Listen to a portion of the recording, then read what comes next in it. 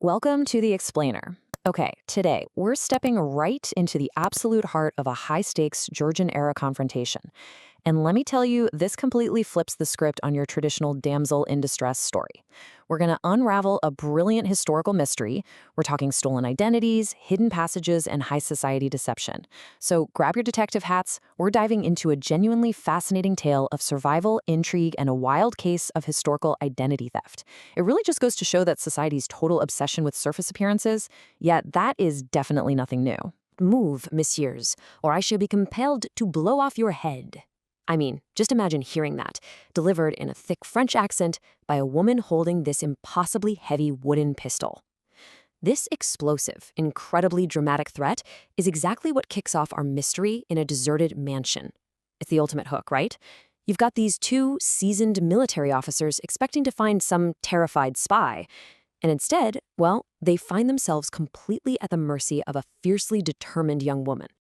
Okay, let's dive into this. The whole thing starts at Remenham House, which is this incredibly eerie, completely deserted Georgian mansion. So rumors are swirling around that a French spy is hiding out in the empty estate.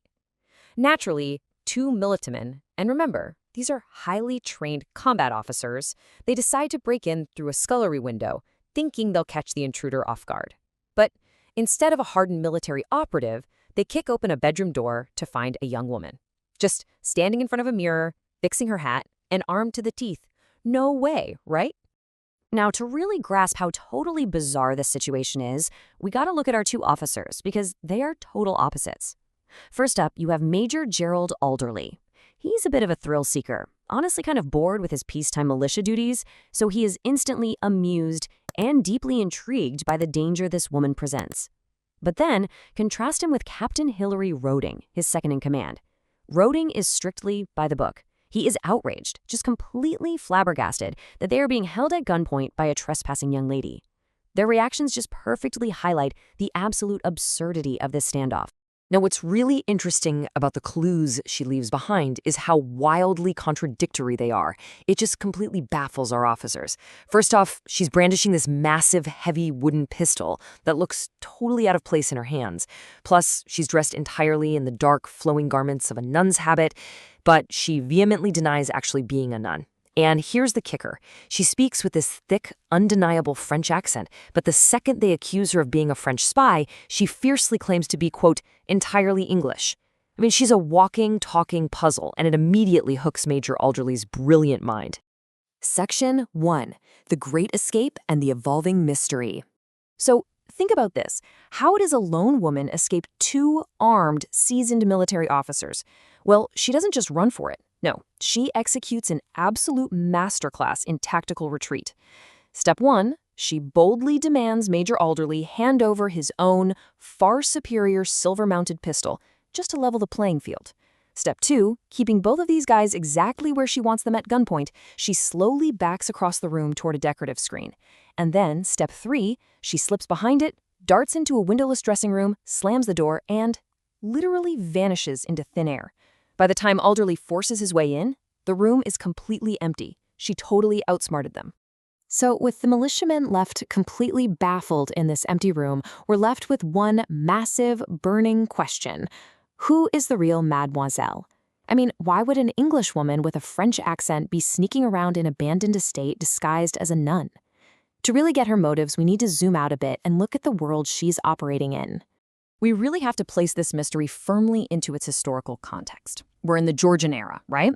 And specifically, this is a time when English high society is just being flooded with tragic stories from right across the English Channel. The French Revolution is raging, and wealthy aristocratic refugees are pouring into London, bringing these horrific tales of survival.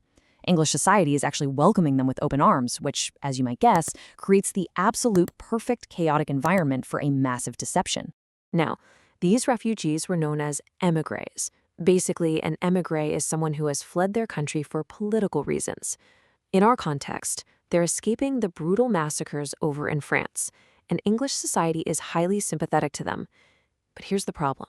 When you have thousands of traumatized people arriving with literally no documentation, claiming noble titles and vast estates, well, it creates this incredibly dangerous loophole. a loophole just waiting for someone ruthless enough to exploit it. Section 2. The valid conspiracy. And that dark loophole brings us right to the villain of our story. So the crucial point here is exactly how this identity theft was orchestrated. Let's break down the timeline. Step 1. A man known as Valed survives a horrific massacre of a noble family in France. Step 2. He realizes the true heir, an English-born girl named Melusina, is missing or presumed dead, so he just outright steals the Charville/Remenham identity. Step 3, he travels to England and actually passes off his own fake wife as Melusina, the true heir, slipping her right into Georgian high society to claim this massive wealthy inheritance. But the real Melusine is very much alive. She is the true heir, and she's trapped in this desperate, incredibly deadly battle to prove her identity before the villainous Valide can permanently steal her life and her fortune. And you know what makes her such a phenomenal protagonist? She absolutely refuses to be a damsel in distress. She is not sitting around waiting to be rescued. Instead, she's actively sneaking back into the Remenham estate to hunt for the legal proof she needs to completely destroy Valide's plot. Section 3. Reclaiming a stolen identity. Seriously though, how do you prove you are who you say you are when someone else is literally already living your life? Well, Alderley just cannot let this mystery go.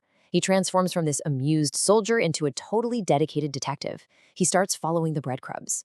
First, he actually deduces exactly how she escaped. He finds a secret passage at Remenham House. Then he tracks down and cleverly interrogates her fiercely protective footman, Jack Kimball. After that, he attends this high society ball where he observes the fake Madame Valade from afar, and he notices her terrifying unease and total lack of real grace. Finally, he takes all of this intel straight to the sharp-witted society matriarch, Mrs. Sindlesham, to confirm the true family lineage. And this brilliantly illustrates the real heart of the conflict. The fake Madame Valade is nervous, she's submissive, and she's totally controlled by the villain. Yet, she is the one easily accepted by Georgian high society. Meanwhile, the real Melusine is fierce, stubborn, fiercely independent, and, armed with heavy pistols and daggers. But because she has no actual proof yet, she's forced to hide out in a convent wearing a nun's habit. It's just this tragic irony of a society that judges entirely by surface appearances. But thankfully, Alderley's detective work finally uncovers the ultimate physical proof. Hidden away in a drawer full of knickknacks by Mrs. Sindlesham is this oval miniature portrait, beautifully encased in gold. It's a painting of Mary Remenham, the late mother of the true heir. This right here is the definitive physical evidence. It's the one thing that anchors Melusine's wild, unbelievable story in absolute, undeniable truth. Let's look at how Melusine herself actually reacts when she finally sees this proof of her bloodline. She says, "This was a picture of Mary Remenham that I have found today. I thought it was a mirror at the first, for it was so very like myself." I mean, wow, it's an incredibly powerful moment. After being chased, shot at, and repeatedly told her own identity belongs to a fraud, she finally looks at a painting from the past and sees her own face staring right back at her. But here's the thing, finding the portrait doesn't end the danger, it actually escalates it. Valade now knows she's alive, he knows she's in London, and he knows for sure that if she presents this portrait to the authorities, his entire life of wealth and luxury is going to end at the gallows. Which leaves us with this final thrilling question. With the villainous Valade closing in and her life on the line, will Melusine and Major Alderley survive long enough to expose the imposter to the world? To find out exactly how this explosive confrontation ends, I highly recommend you check out the source material for yourself. Thanks for joining me for this explainer, and keep learning.